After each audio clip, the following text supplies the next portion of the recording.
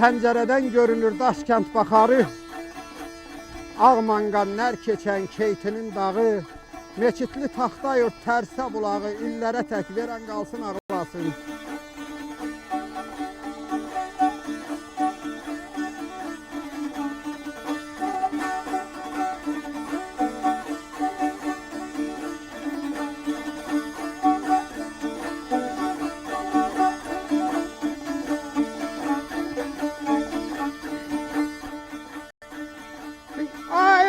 Uzaqdayam, könlüm yaxında, fələk məni nakam qoydu bu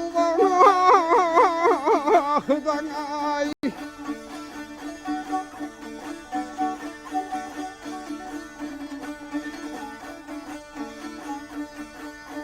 Gəncədə, Şamxorda, Tovuz, Qazaxda, yaralı dil gəmi çalsın ağlasın ay, çalsın ağlasın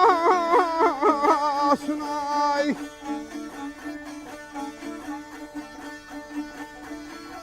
Özüm uzaqdayam, könlüm yaxında, fələk məni nakam qoydu bu vaxtda.